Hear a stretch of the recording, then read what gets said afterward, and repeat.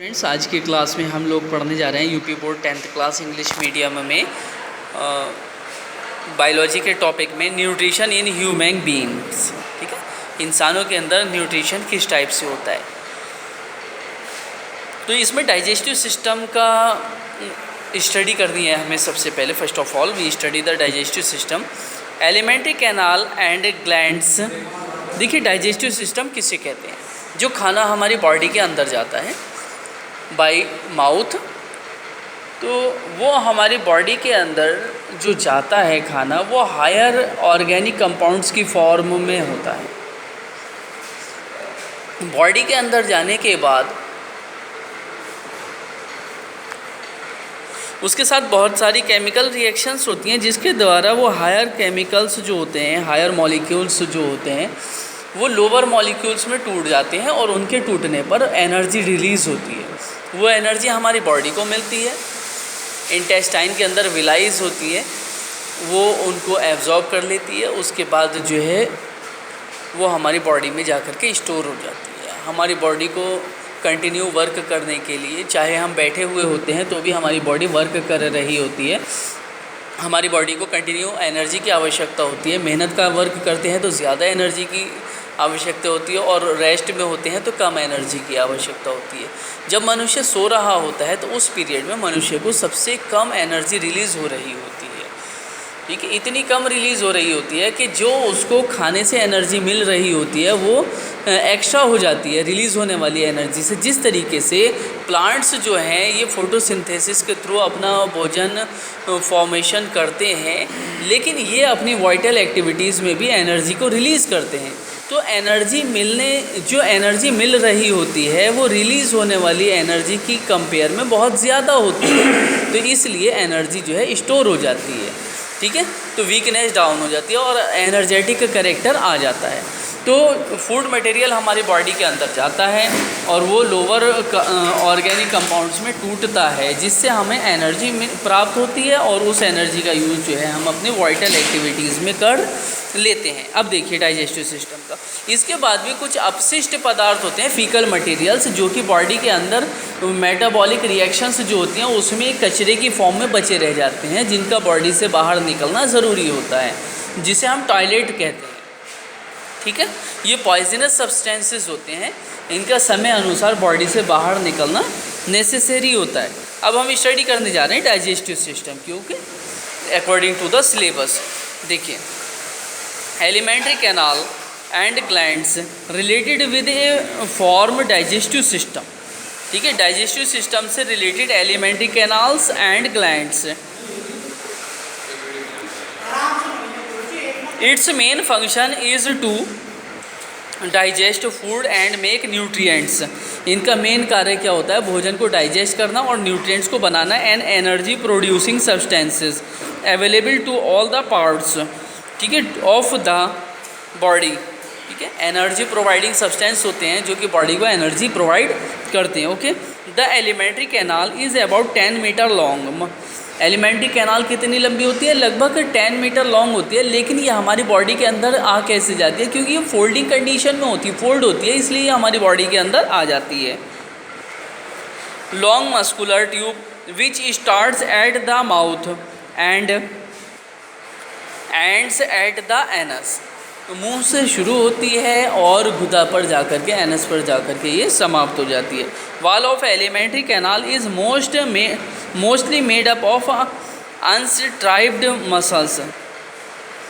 Elementary canal की जो walls होती हैं ये अधिकतर अनस्ट्राइप्ड मसल्स की बनी हुई होती हैं। Alimentary canal includes pharynx, oesophagus, stomach, small intestine and large intestine ETC।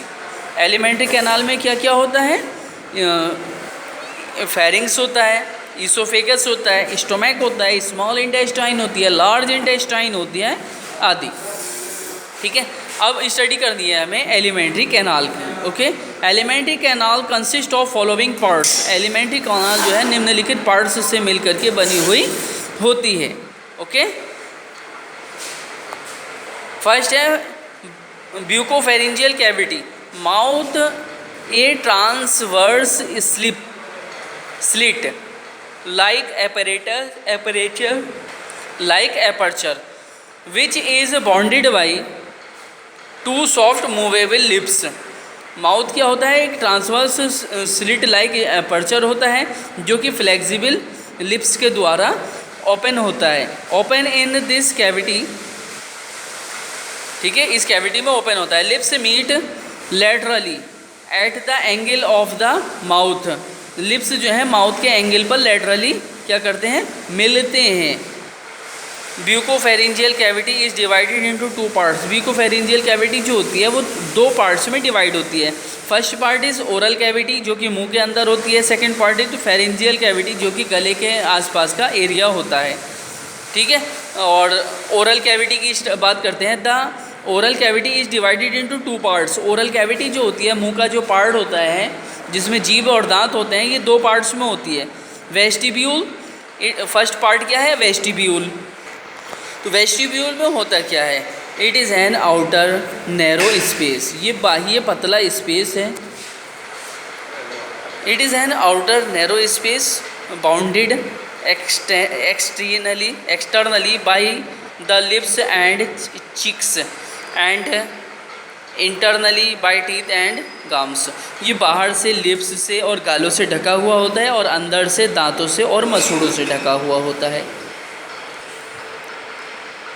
Oral cavity proper, ठीक है। अब सेकंड पार्ट क्या है इसका? Oral cavity proper. It is bounded anterolaterally by the teeth. ये दांतों के द्वारा एंटेरोलैटरली घिरी हुई होती है। The gums and the alveolar arches, okay. Cavity arches of the jaws, जबड़ों के द्वारा। Its roof is formed by the hard and soft palates. इसकी जो छत होती है वो हार्ड एंड सॉफ्ट प्लेट्स के द्वारा बनी हुई होती है। And the floor is occupied by the tongue. Floor पर क्या होती है? जीभ पाई जाती है। There are 32 teeths in man, ठीक है। इंसान में कितने टीथ्स होते हैं? 32। Teeths are heterodont.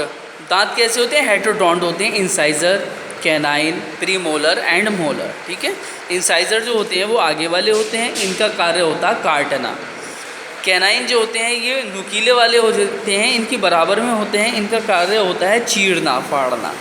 प्रीमोलर का काम होता है कुचलना और मोलर का जो कार्य होता है वो होता है पीसना, ठीक है। तो हमारे माउथ में जो है 4 टाइप्स के टीथ होते हैं, incisor, canine, premolar and molar. Incisor का कार्य होता है काटना, कैनाइन का कार्य होता है चीरना, फाड़ना और मोलर का कार्य होता है कुचलना और प्रीमोलर का कार्य होता है कुचलना और मोलर का कार्य होता है पीसना, grinding, okay. Tearing, cutting, tearing and grinding. Next है pharynx. Oral cavity communicates with the pharynx through the oropharyngeal isthmus. The pharynx is a wide muscular tube about 12 centimeter long. ये जो है चौड़ी मस्कुलर ट्यूब है जो कि लगभग 12 centimetre long होती है। It's upper part is the widest. इसका जो ऊपर वाला पार्ट होता है वो सबसे ज़्यादा चौड़ा होता है। Middle part is narrow, middle part पतला होता है। And the lower and is the narrowest, और नीचे वाला जो एंड होता है, लास्ट पॉइंट, वो सबसे ज़्यादा पतला होता है। The cavity of the pharynx is divided into. Pharynx की जो कैविटी होती है वो 3 पार्ट्स में डिवाइड होती है। नेजोफेरिंग्स, ओरोफेरिंग्स और लैरिंगोफेरिंग्स, ठीक है। द नासल पार्ट, ये नाक वाला पार्ट है। द ओरल पार्ट, और ये क्या है? The laryngeal part, okay. तो इसी में क्या है? नेसोफेरिंग्स, ठीक है, lies behind the nasal chamber. ये नासल चैम्बर के पीछे स्थित होता है। एंड हैज़ इंटरनल नेयर्स होती हैं इसमें। इन इट्स रूफ, इसकी छत में। Oral opening of Eustachian Eustachian canal, ठीक है। क्या होती है? ओपनिंग होती है यूस्टेशियन कैनाल की on the side and pharyngeal tonsils, और फेरेंजियल टॉन्सिल्स की साइड्स होती है। Oropharynx lies behind the buccal cavity and is the passage for food, भोजन का रास्ता होता है ये। Laryngopharynx is the lowest part of pharynx. Pharynx has two apertures, pharynx से दो द्वार होते हैं, दो गेट्स होते हैं, ग्लॉटिस होता है और गुलेट होता है। Glottis, it is anterior slit like aperture which leads into trachea and can be closed by bilobed leaf like epiglottis. Gullet, it is posterior slit like aperture which leads into esophagus.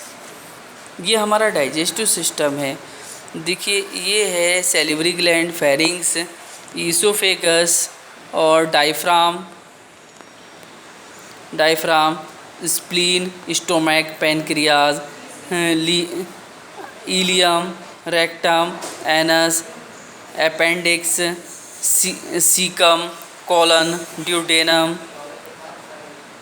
गाल bladder, liver, glottis, tongue, teeth, ठीक है। ये इसके parts हैं digestive system के। इसके बाद आता है oesophagus. It is a muscular tube forming the food passage. ये एक मस्कुलर ट्यूब होती है जो कि भोजन का रास्ता बनाती है between the pharynx and the stomach, pharynx और स्टोमैक के बीच। It is about 25 centimetre long, ये लगभग 25 सेंटीमीटर लंबी होती है। It is a flat and, ये चपटी होती है। एंटीरियर पोस्टीरियर, ठीक है, एंटीरियर एंड पोस्टीरियर होती है। And the lumen is kept collapsed. It dilates only during the passage of the food, ये सिर्फ भोजन के रास्ते को डायलेट करती है। ईसोफेगस एंटर्स, ईसोफेगस जाती है द एब्डोमेन थ्रू, ये एब्डोमेन में जाती है। किसके द्वारा जाती है? The oesophageal opening of the diaphragm, oesophageal opening के द्वारा डायफ्राम की। अब है स्टोमैक। स्टोमैक क्या होता है? एक बैग लाइक स्ट्रक्चर होता है, इसमें खाना जाकर के स्टोर होता है, लगभग 2.5-3 घंटे उसमें रहता है। इसके पश्चात जो है वो आगे चलना शुरू हो जाता है, ठीक है। The stomach is a large sickle shaped, ये बड़ा होता है, सिक्किल शेप्ड होता है, सैक होता है, थैले समान होता है। Lying just under the diaphragm on the left side of the abdominal cavity, abdominal cavity के लेफ्ट साइड में होता है। The stomach is a very distensible organ, ये बहुत ज़्यादा डिस्टेंसेबल ऑर्गेन होता है। It is about 25 centimetre long, ये लगभग 25 सेंटीमीटर लंबा होता है। The stomach is divided into 2 parts, stomach जो है 2 पार्ट्स में डिवाइड होता है, cardiac and pyloric. Cardiac part is further subdivided into the fundus and body, ये जो पार्ट होता है कार्डियक, ये दोबारा से सब पार्ट्स में डिवाइडेड होता है, फंडस एंड बॉडी में। द स्टोमैक हैज़ 2 ओपनिंग और ऑरिफिसेस, और स्टोमैक की 2 ओपनिंग होती है, एक ऊपर वाली होती है जिसके अंदर से खाना इसमें जाता है, एक नीचे वाली होती है जिसके अंदर से खाना इसके अंदर से जा कर के इंटेस्टाइन में पहुंचता है।